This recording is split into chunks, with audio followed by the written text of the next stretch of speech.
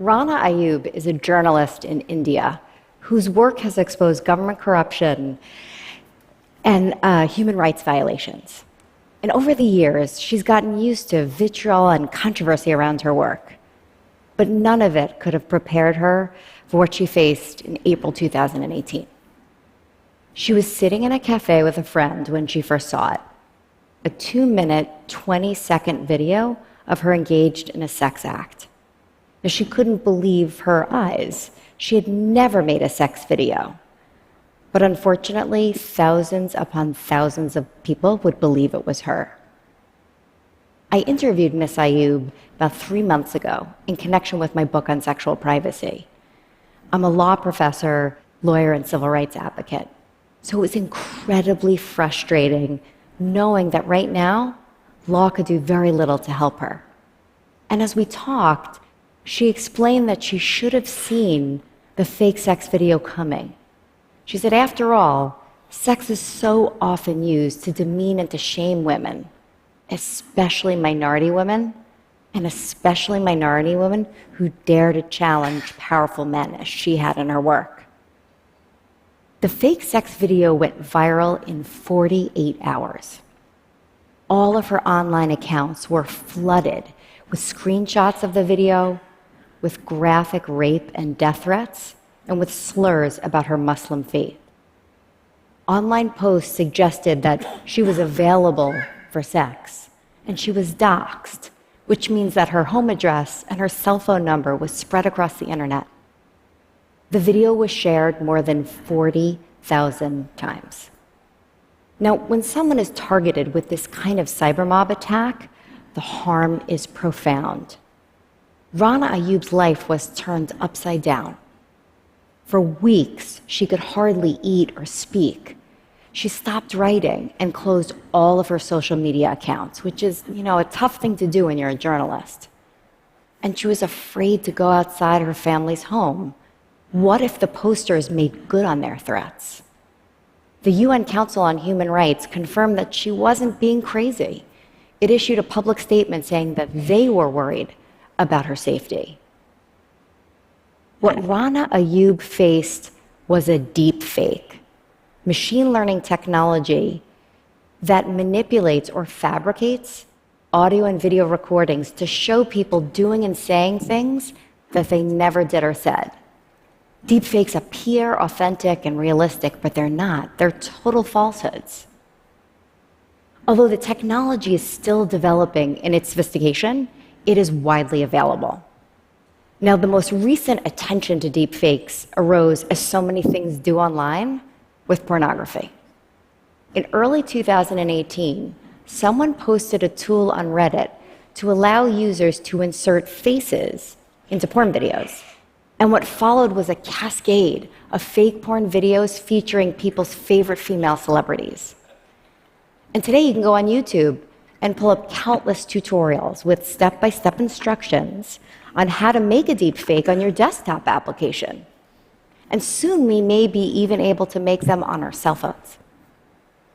Now, it's the interaction of some of our most basic human frailties and network tools that can turn deepfakes into weapons. So let me explain. As human beings, we have a visceral reaction to audio and video.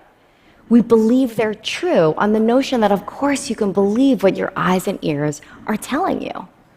And it's that mechanism that might undermine our shared sense of reality. Although we believe deepfakes to be true, they're not. And we're attracted to the salacious, the provocative. We tend to believe and to share information that's negative and novel.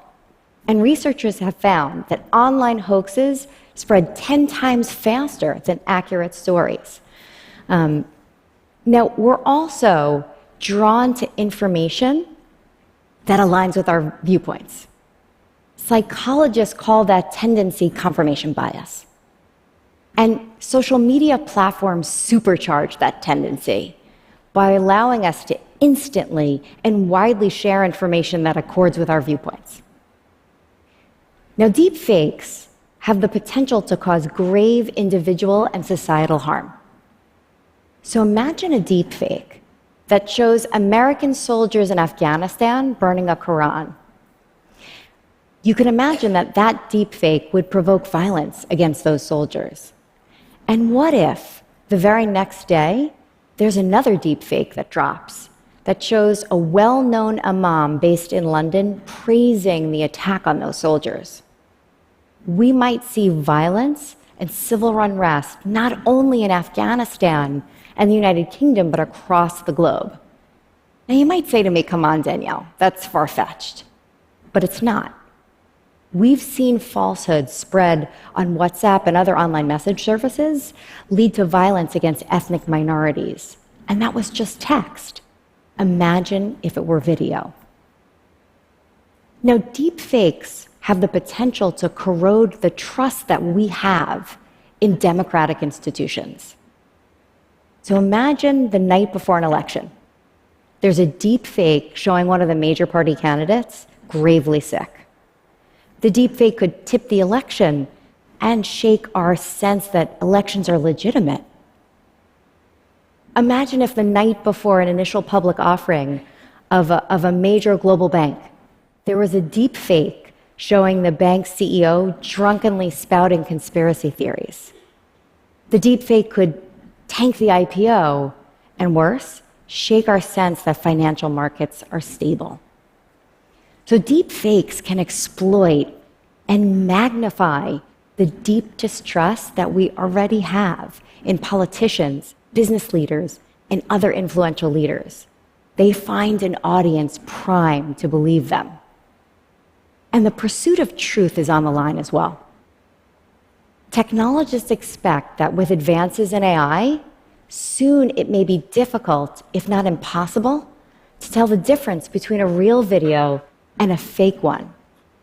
So how can the truth emerge in a deepfake-ridden marketplace of ideas? Will we just proceed along the path of least resistance and believe what we want to believe? Truth be damned. And not only might we believe the fakery, we might start disbelieving the truth. We've already seen people invoke the phenomenon of deepfakes to cast doubt on real evidence of their wrongdoing. We've heard politicians say of audio of their disturbing comments, come on, that's fake news. You can't believe what your eyes and ears are telling you. And it's that risk that Professor Robert Chesney and I call the liar's dividend. The risk that liars will invoke deep fakes to escape accountability for their wrongdoing. So we've got our work cut out for us, there's no doubt about it. And we're going to need a proactive solution from tech companies, from lawmakers, law enforcers, and the media. And we're going to need a healthy dose of societal resilience. So now we're right now engaged in a very public conversation about the responsibility of tech companies. And my advice to social media platforms has been to change their terms of service and community guidelines to ban deep fakes that cause harm. Now that determination, that's going to require human judgment, and it's expensive. But we need human beings to look at the content and context of a deep fake to figure out if it is a harmful impersonation or instead if it's valuable satire, art, or education. So now what about the law? Law is our educator. It teaches us about what's harmful and what's wrong, and it shapes behavior. It deters by punishing perpetrators and securing remedies for victims. Now, right now, law is not up to the challenge of deep fakes. Across the globe, we lack well-tailored laws that would be designed to tackle digital impersonations that invade sexual privacy, that damage reputations, and that cause emotional distress. What happened to Rana Ayyub is increasingly commonplace. Yet when she went to law enforcement in Delhi, she was told nothing could be done. And the sad truth is that the same would be true in the United States and in Europe. So we have a legal vacuum that needs to be filled. My colleague, Dr. Marianne Franks, and I are working with US lawmakers to devise legislation that would ban harmful digital impersonations that are tantamount to identity theft. And we've seen similar moves in Iceland, the UK, and Australia. But of course, that's just a small piece of the regulatory puzzle. Now, I know law is not a cure-all, right? It's a blunt instrument, and we've got to use it wisely. It also has some practical impediments. You can't leverage law against people you can't identify and find. And if a perpetrator lives outside the country where a victim lives, then you may not be able to insist that the perpetrator come into local courts to face justice. And so we're going to need a coordinated international response. Education has to be part of our response as well. Law enforcers are not going to enforce laws they don't know about and for problems they don't understand. In my research on cyberstalking, I found that law enforcement lacked the training to understand the laws available to them and the problem of online abuse. And so often they told victims, just turn your computer off, ignore it, it'll go away. And we saw that in Rana Ayoub's case. She was told, come on, you're making such a big deal about this. It's boys being boys. And so we need to pair new legislation with efforts at training. And education has to be aimed on the media as well. Journalists need educating about the phenomenon of deepfakes so they don't amplify and spread them. And this is the part where we're all involved. Each and every one of us needs educating.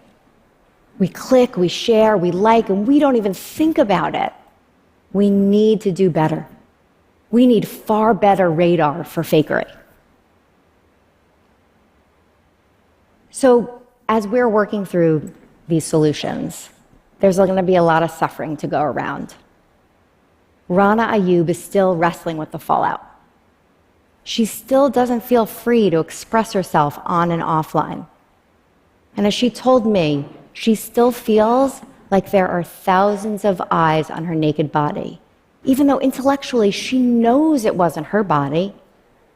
And she has frequent panic attacks, especially when someone she doesn't know tries to take her picture.